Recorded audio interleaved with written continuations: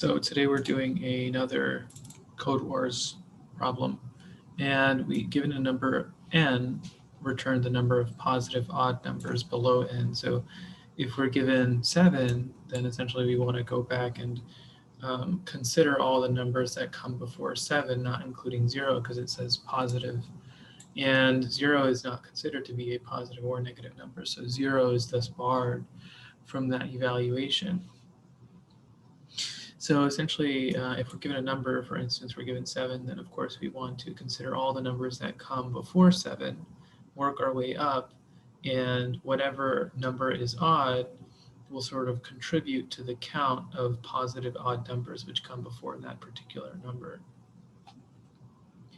Now, my thought was, why don't I go ahead and somehow store all the numbers starting from 1 to n, because n is our number, and store all those numbers in the array or in an array, and then of course filter that array for odd numbers, and only store odd numbers in that array, or actually count how many odd numbers are in that array.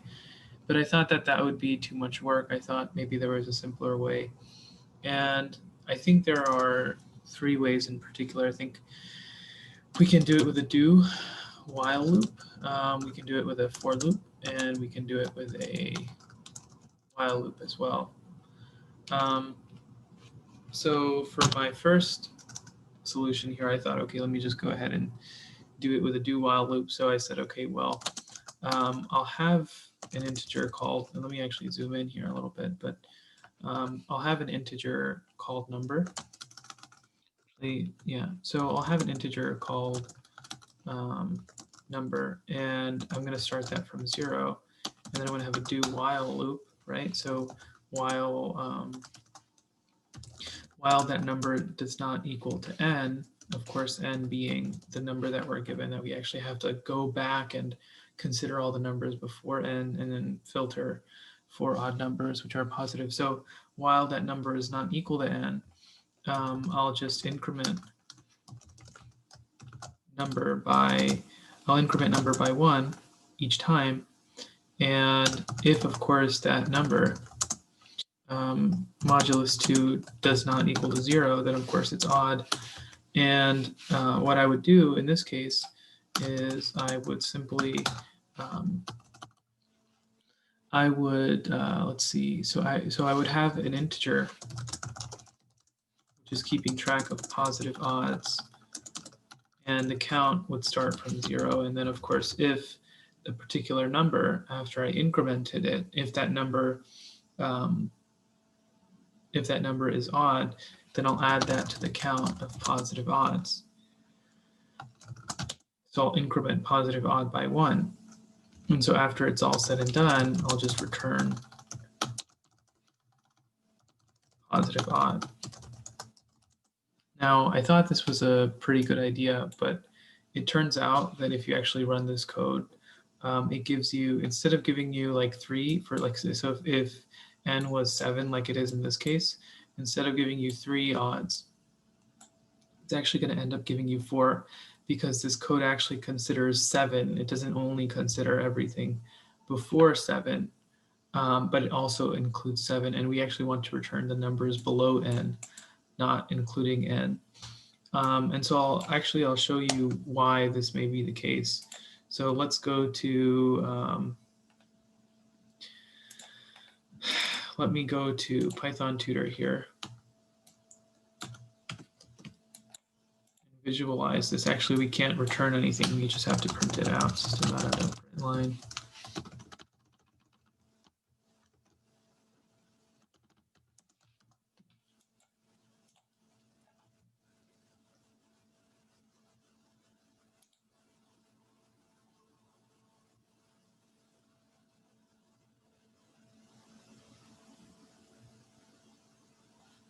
So we actually have to also have n as a variable here, because it's not a part of a method as it is in our Codewars editor. So if we go here, we actually get 4. So that's actually 1 more than what we want.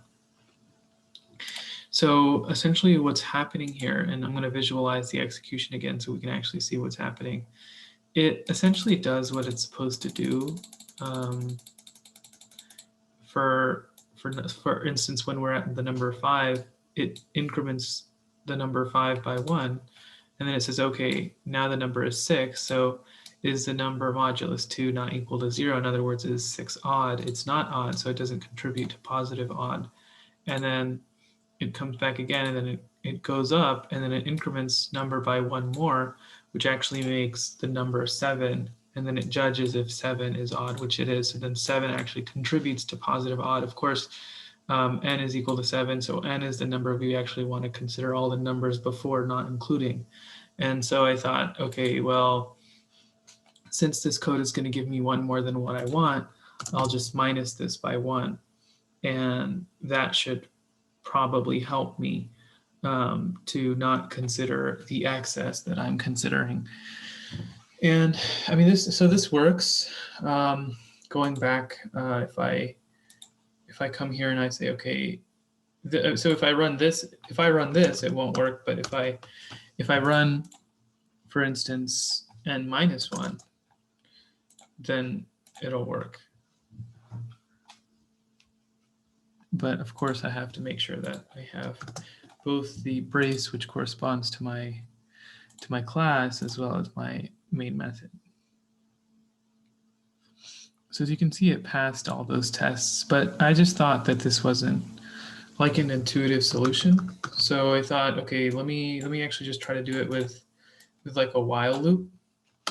So I was like, okay, well, I'm going to have an integer, right? And that is going to be the number which I want to increment. And I'm starting it off from 0 because it's going to be incremented on the first iteration regardless. And I'm going to have positive odds, right? So this is going to be the count that I want to store, which ultimately I'm going to return. But so I said, okay, while n does not equal to 7, or sorry, while the number does not equal to 7, increment the number, and then judge if the number is odd. And if it's not, if it is, then we'll contribute that to positive odd and increment positive odd by 1, and then return positive odd. So if we try to run this code here, and we actually can't have 7, we actually have to have n, but if we run this code here in Python tutor, you'll actually see that we encounter the same exact problem.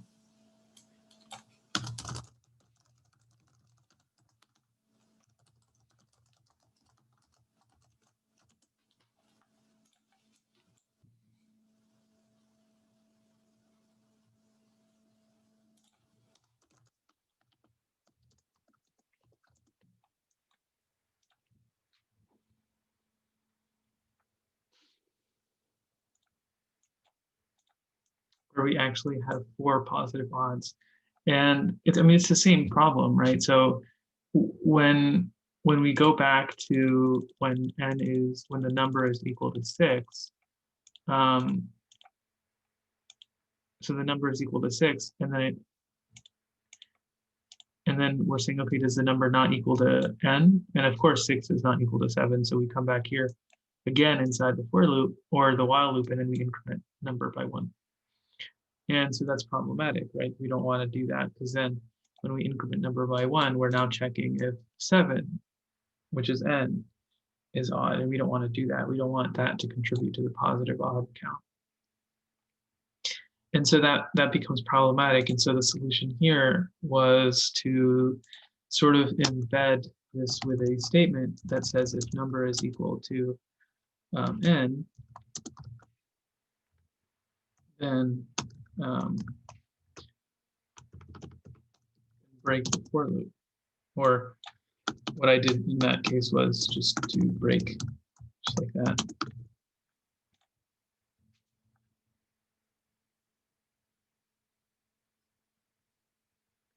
And you'll see that if we do that, as soon as it's equal to n, we don't increment number by 1. And so we don't do all that checking that we had down there. It seems like the positive odd is still 4. So let's actually go and see what's going on. So if the number is equal to n,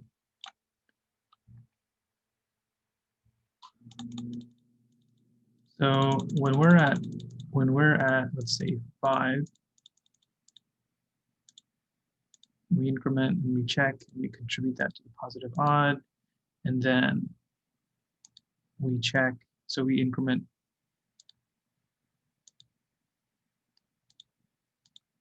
So number is 5 right now, and then it gets incremented to 6, and then that doesn't contribute to positive odd.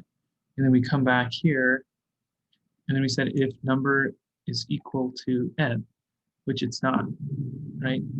And we increment. So it seems like we're checking 7 still. And that's because when number is equal to 6,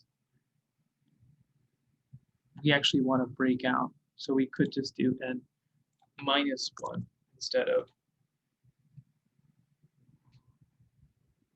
or actually, we'll do the n minus 1 in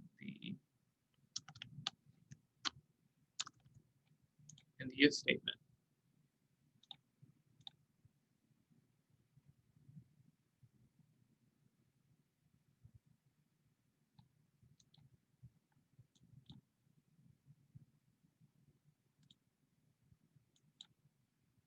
So that gives us our positive odd, but I think it would make more sense to just let it increment and then make this judgment after it increments so that it doesn't contribute to positive odd if, of course, that increment is on. And so we won't have to have the n minus 1.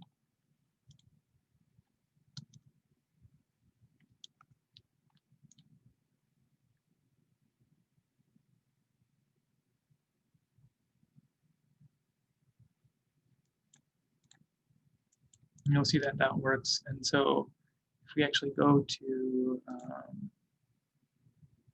let's see here. So before the number, well, after the number increments, we'll just check if that number equals to n. And if it does, we'll break. Okay. And that should help.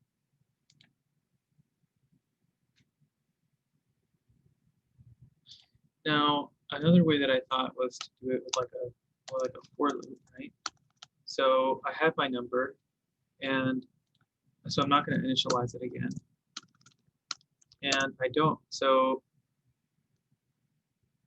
I'm just going to have my number here, just like this. And then my number will start at 0. And the number count should be less than 7. Okay, or less than n, rather. And we'll increment the number by 1 until that doesn't happen. So we'll go in here and we'll say if the number modulus 2 does not equal to 0, in other words, it's odd, we'll increment positive odd by 1. And then, of course, after it's all said and done, we'll just return positive odd. So let's go over this when the number is equal to 5. So when it's incremented here and it's equal to 5, and we come inside here and we increment positive odd. Then when it's equal to 6, then we come back here and then we judge that it's still less than 7, right? And we increment, so 6, so then we don't contribute to positive odd, then we come back up again. And we say, okay, is the number less than 6? Yes, it is. Less than 7? Yes, it is, because it's 6, right? And so we increment by 1 more. So it would be best to say if the number equals to 7 or n, just break out of this, right? Could that work?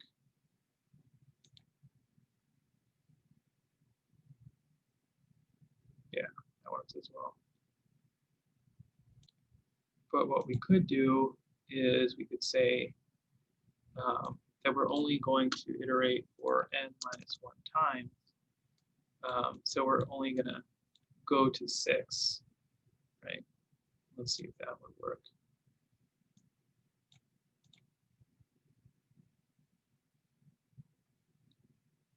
Yeah,